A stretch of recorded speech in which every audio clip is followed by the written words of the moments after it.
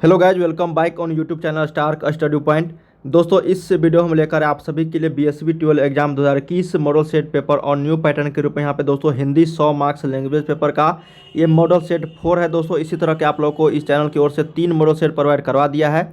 इसी तरह के काफ़ी सारे मॉडल सेट आने वाले हैं दोस्तों, तो चैनल को सब्सक्राइब कर लीजिएगा ताकि इसी तरह जैसे नया वीडियो करेंगे नोटिफिकेशन मिलता रहेगा। वीडियो पसंद है तो लाइक जरूर करना दोस्तों, और वीडियो को शेयर भी कर दीजिएगा। और भी क्वेश्चन का दोस्तों प्रैक्टिस सेट करना चाहते हैं तो इस वेबसाइट की मदद से कर सकते हैं। गूगल पे लिखिएगा starkstudypoint.com या फिर लिंक नीचे डिस्क्रिप्शन में मैं यहाँ पे दिया गया है दोस्तों, जाके आप लोग यहाँ पे पढ़ सकते हो। काफ़ी सारे ऑब्जेक्टिव क्वेश्चन मिल जाएंगे और 15 मॉडल सेट भी इसी वेबसाइट पे आप लोग को देखने को मिलेंगे। ठीक है, अभी इस वेबसाइट पे आप लोग को काफ़ी सारे मॉडल सेट और chapter wise objective subjective Hindi English दोनों मीडियम छात्रों के लिए मिल जाएंगे, तो जाके आप लोग प्रैक्टिस सेट कर सकते हो।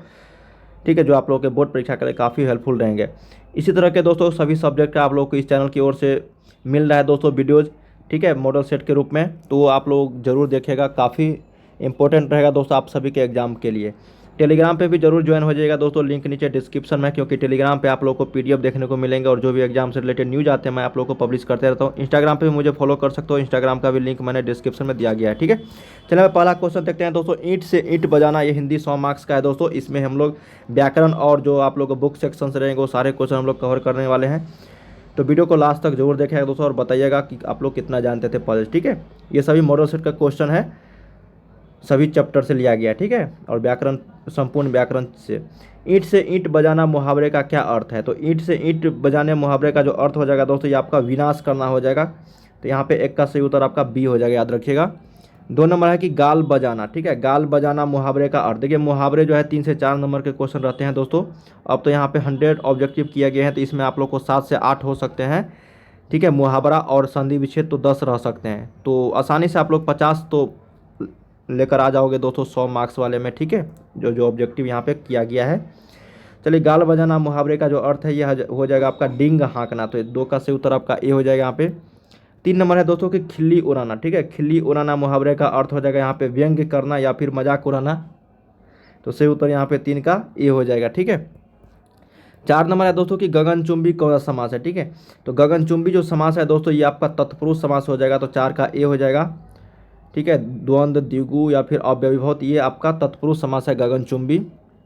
5 नंबर है दोस्तों कि रोज साहित्य की किस विद्या की रचना है? तो रोज चैप्टर जो है दोस्तों जो अज्ञे के द्वारा लिखा गया है, वात्स्य हीरानंद वात्स्ययन अज्ञे के द्वारा, ये आपका कहानी भाषण निबंध या फिर डायरी, तो ये आपका दोस्तों कहानी है रोज चैप्टर, तो याद रखिएगा 5 का ए। 6 नंबर है दोस्तों कि स्कंदगुप्त किनकी रचना है? तो स्कंदगुप्त जो रचना है दोस्तों ये लिखा गया है आपका जयशंकर प्रसाद के द्वारा। ठीक है, तो याद रखिएगा यहाँ पे 6 का सी हो जाएगा। ठीक है, तो दोस्तों यहाँ पे क्या हो जाएगा 6 का सी, जयशंकर प्रसाद। नेक्स्ट क्वेश्चन देखते हैं यहाँ पे कि सुंघनी साहू परिवार जो है किनसे संबंध था? सुंघनी साहू परिवार जो है संबंध था दोस्तों, आप लोग के बुक से क्वेश्चन है, तो ये आपका जयशंकर प्रसाद से था दोस्तों। ठीक है, तो याद रखिएगा यहाँ पे 7 का डी, तो यहाँ पे 7 का क्या हो जाएगा दोस्तों डी, जयशंकर प्रसाद से यहाँ पे संबंधित है उनके परिवार सुंघनी साहू, तो 7 का डी आंसर याद रखिएगा। 8 हमारा दोस्तों कि रोज शीर्षक कहानी के कहानीकार कौन है? तो रोज जो चैप्टर वो कहानी है दोस्तों किसके द्वारा लिखा गया है? तो ये सच्चिदानंद हीरानंद वात्स्ययन अज्ञे के द्वारा लिखा गया है, तो याद रखिएगा 8 का सी।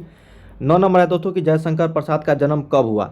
तो जयशंकर प्रसाद जी का जो जन्म हुआ दोस्तों ये आपका 1889 ईस्वी में हुआ था, तो याद रखिएगा यहाँ पे 9 का बी। ठीक है, वाराणसी में। ठीक है, 9 का बी आप लोग याद रखेगा यहाँ पे 1889। 10 नंबर है दोस्तों कि चंद्रगुप्त किनकी रचना है? तो चंद्रगुप्त स्कंदगुप्त ये सभी जयशंकर प्रसाद जी के द्वारा लिखा गया है, तो याद रखिएगा 10 का आपका सही उत्तर सी हो जाएगा यहाँ पे। चलिए 11 देखते हैं दोस्तों कि निम्नांकित में से कौन रोज शीर्षक कहानी का मुख्य पात्र है? तो जानते होंगे रोज शीर्षक में जो कहानी है उसमें मुख्य पात्र के रूप में मालती नजर आती है दोस्तों, तो यहाँ पे याद रखिएगा 11 का ए, काफ़ी इंपॉर्टेंट क्वेश्चन है ये। चलिए 12 देखते हैं कि जयशंकर प्रसाद किस तरह के कवि थे, मतलब कैसे कवि थे दोस्तों जयशंकर प्रसाद? तो ये आप लोग को यहाँ पे सामान्यवादी, पृथकतावादी या फिर छायावादी या फिर रहस्यवादी, तो ये आपका हो जाएगा दोस्तों यहाँ पे छायावादी। ठीक है, तो 12 का सही उत्तर आपका यहाँ पे सी हो जाएगा। 13 नंबर है दोस्तों कि झांसी की रानी किनकी रचना है? तो झांसी की रानी जो रचना है दोस्तों वो सुभद्रा कुमारी चौहान के द्वारा लिखा गया है, तो याद रखिएगा 13 का ए, बहुत ही इंपॉर्टेंट ये भी क्वेश्चन था। 14 नंबर है दोस्तों कि भगत सिंह ने कैसी मृत्यु को सुंदर कहा है? भगत सिंह के द्वारा जो लिखा गया चैप्टर है दोस्तों आप लोग के बुक में, उनके द्वारा किस तरह के मृत्यु को सुंदर कहा है? अपराध के बदले दी गई फांसी, देश सेवा के बदले दी गई फांसी, या फिर दुर्घटना में हुई मृत्यु, या फिर उपरोक्त सभी। तो ये मृत्यु को सुंदर जो कहा है, देश सेवा के बदले जो दी गई फांसी है, ये सुंदर कहा है मृत्यु को। ठीक है, भगत सिंह के द्वारा ये कहा गया है। तो याद रखिएगा यहाँ पे 14 का बी। चलिए 15 देखते हैं दोस्तों कि तुमुल कोला हल कलह में शीर्षक कविता के कवि कौन है? तो ये जयशंकर प्रसाद जी है। तो याद रखिएगा यहाँ पे 15 का ए। चलिए 16 नंबर देखते हैं दोस्तों यहाँ पे कि पथभ्रष्ट में कौन सा समास है? पथभ्रष्ट। ठीक है, तो पथभ्रष्ट में समास की अगर बात करें तो वो तत्पुरुष समास है दोस्तों। तो याद रखिएगा 16 का बी। 17 है कि देश सेवा में समास बताइए। देश सेवा, तो देश सेवा में भी आप लोग का यहाँ पे तत्पुरुष समास हो जाएगा। तो यहाँ पे 17 का सी। 18 है कि जो स्त्री सूर्य भी नहीं देख पाती उसे हम लोग क्या बोलते हैं? जो स्त्री सूर्य भी नहीं देख पाती है उसे हम लोग बोलते हैं दोस्तों असूर्यपस्या। ठीक है, ये एक शब्दों के लिए एक शब्द है, अनेक शब्दों के लिए एक शब्द। तो याद रखिएगा 18 का ए, असूर्यपस्या, जो स्त्री सूर्य भी नहीं देख पाती है। 19 है दोस्तों कि जिसका कोई शत्रु पैदा ही न हुआ हो उसके लिए एक शब्द है, ये भी अनेक शब्दों के लिए एक शब्द है, उसको हम लोग बोलते हैं दोस्तों अजात शत्रु। ठीक है, जिसका कोई शत्रु पैदा ही न हुआ हो उसको हम लोग अजात शत्रु बोलते हैं एक शब्द में। 20 है कि तारा का लिंग निर्णय करे। तो तारा जो है पुल्लिंग, स्त्रीलिंग, उभयलिंग क्या है दोस्तों? तो ये आपका पुल्लिंग हो जाएगा, तारा, मोती। ठीक है, ये सभी पुल्लिंग है। चलिए यहाँ पे 21 देखते हैं कि मक्षिका जो का तत्सम रूप क्या है? तो तत्सम तद्भव रूप पूछा जाता है। तो मक्षिका का यहाँ पे तत्सम रूप जो है हो जाएगा, ये आपका मक्खी हो जाएगा। तो 21 का बी याद रखिएगा। चलिए 22 देखते हैं दोस्तों कि पत्थर का तत्सम रूप क्या है? तो पत्थर का जो तत्सम रूप हो जाएगा वो आपका प्रस्तर हो जाएगा। ठीक है, प्रस्तर। तो 22 का बी। 23 नंबर है दोस्तों कि कुल श्रेष्ठ में कौन सा समास है? कुल श्रेष्ठ में, तो कुल श्रेष्ठ में जो समास है दोस्तों आपका तत्पुरुष समास है। कुल श्रेष्ठ, पथभ्रष्ट, ये सभी, गगनचुंबी, ये सभी तत्पुरुष समास है। ठीक है। 24 है कि सतसई में समास बताइए। सतसई, तो सतसई में जो समास हो जाएगा दोस्तों ये आपका द्विगु समास हो जाएगा। ठीक है, सतसई, इसमें जो है आप लोग को यहाँ पे संख्यावाचक का बोध हुआ है दोस्तों, नंबरिंग। तो ये आप लोग के यहाँ पे द्विगु समास का उदाहरण हो जाएगा। तो 24 का डी। 25 है दोस्तों कि लक्ष्य का तद्भव रूप क्या है? तो लक्ष्य का जो तद्भव रूप जो हो जाएगा वो लाख हो जाएगा यहाँ पे। ठीक है, तो 25 का ए। 26 है कि तिथि का लिंग निर्णय करे। तो तिथि जो शब्द है पुल्लिंग, स्त्रीलिंग, उभयलिंग क्या है? तो तिथि जो शब्द है दोस्तों ये आपका हो जाएगा यहाँ पे स्त्रीलिंग। ठीक है। 27 है दोस्तों कि अभ्यर्थी में कौन सी संधि है? अभ्यर्थी में, तो अभ्यर्थी में यहाँ पे दीर्घ, यन, आयादी या फिर गुण। तो अभ्यर्थी में अगर संधि की बात करें तो ये यन संधि हो जाएगा। तो 27 का बी। 28 है दोस्तों कि अति आधुनिक शब्द में कौन सा उपसर्ग है? तो अति आधुनिक, देखिए उपसर्ग और प्रत्यय में अगर आप लोग पता करना है उपसर्ग में क्या यहाँ पे शब्द दिया रहेगा दोस्तों, और पूछा जाएगा कि कौन सा उपसर्ग है यहाँ पे लगा हुआ और कौन सा प्रत्यय, तो आप लोग इसको संधि विच्छेद करोगे तो आंसर आ जाएगा। ठीक है, जैसे अत्याधुनिक का अति जोर आधुनिक हो जाएगा यहाँ पे, तो ये आपका यहाँ पे अति उपसर्ग हो जाएगा। ठीक है, 28 का बी। 29 है दोस्तों कि दीर्घायु में समास बताइए। तो दीर्घायु में जो समास है दोस्तों ये आपका हो जाएगा यहाँ पे कर्मधारय समास। ठीक है, तो क्या हो जाएगा दोस्तों 29 का से उत्तर सी, दीर्घायु में 29 का सी हो जाएगा।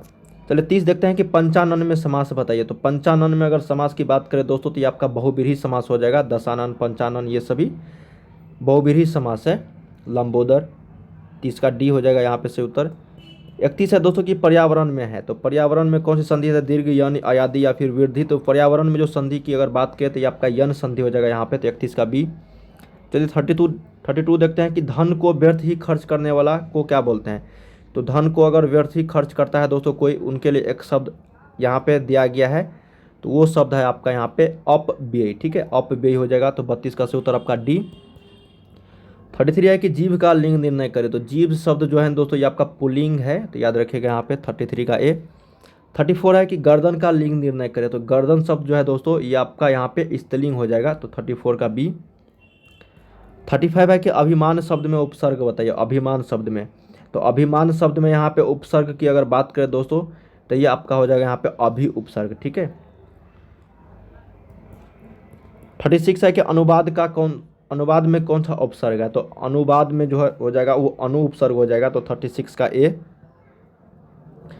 37 है दोस्तों कि त्रिनेत्र में समास बताइए। त्रिनेत्र, ठीक है, तो त्रिनेत्र, दशानन, पंचानन, लंबोदर, ये सभी बहुव्रीहि समास है जिसका अगर कोई शब्द दिया रहे दोस्तों और उसका अर्थ जो है किसी और शब्द में निकले तो उसे हम बहुव्रीहि समास बोलते हैं। ठीक है, तो 37 का से उत्तर आपका सी हो जाएगा यहाँ पे। त्रिनेत्र में कौन सा समास है? तो बहुव्रीहि समास। 38 है कि आकंठ में समास बताइए। तो आकंठ में अगर समास की बात करें दोस्तों तो ये द्विगु, द्वंद्व, बहुब्रीहि या फिर तत्पुरुष, तो ये आपका हो जाएगा यहाँ पे बहुब्रीहि समास। ठीक है, इसका भी शब्द किसी और रूप में निकलता है। 39 है कि जिसके हस्ताक्षर नीचे अंकित हो उसको हम लोग क्या बोलते हैं। तो जिसमें जो है हस्ताक्षर नीचे अंकित रहते हैं दोस्तों उसको हम लोग बोलते हैं, उनके लिए एक शब्द है कि अधो हस्ताक्षर कर्ता। ठीक है, तो यहाँ पे 39 का सी हो जाएगा। 40 है दोस्तों कि ग्रीष्म में संधि, कौन सी संधि है ग्रीष्म में। तो ग्रीष्म में अगर संधि की बात करें गुण, वृद्धि, दीर्घ या फिर आयादि, तो यहाँ पे ग्रीष्म में संधि हो जाएगा दीर्घ संधि। ठीक है। 41 है दोस्तों कि अत्यंत का उपसंधि विच्छेद क्या हो जाए। तो अति और अंत हो जाएगा अत्यंत का। तो 41 का बी। 42 है दोस्तों कि बरसात बिल्कुल ना होना कहलाता है। तो बरसात जो है अगर नहीं हो पा रहा है, बिल्कुल नहीं हो रहा है दोस्तों बरसात, तो इसके लिए एक शब्द है यहाँ पे, वह है अनावृष्टि। ठीक है, तो 42 का डी याद रखिएगा। 43 है कि सरकार के प्रयास से जारी होने वाले सूचना को हम लोग क्या बोलते हैं। जो सरकार के पास से जारी होता है दोस्तों कोई भी सूचना, उसको हम लोग बोलते हैं अधिसूचना। ठीक है, तो 43 का डी हो जाएगा अधिसूचना। 44 है दोस्तों कि अवतार में कौन सा उपसर्ग है। तो अवतार में जो उपसर्ग हो जाएगा अब हो जाएगा। 45 है कि अत्याचार में किस उपसर्ग का प्रयोग हुआ है। अत्याचार में तो अति उपसर्ग हुआ है दोस्तों अति शब्द का, तो यहाँ पे 45 का भी बी। चलिए 46 देखते हैं कि संगीतज्ञ में समास है। संगीतज्ञ, तो संगीतज्ञ में जो समास की अगर बात करें दोस्तों तो ये आपका हो जाएगा यहाँ पे तत्पुरुष समास। ठीक है, तो 46 का यहाँ पे डी हो जाएगा। 47 है कि जगदीश में कौन सी संधि है। तो जगदीश में स्वर, व्यंजन, विसर्ग, तो यहाँ जो संधि है वो आपका व्यंजन संधि है, तो 47 का बी हो जाएगा। ठीक है।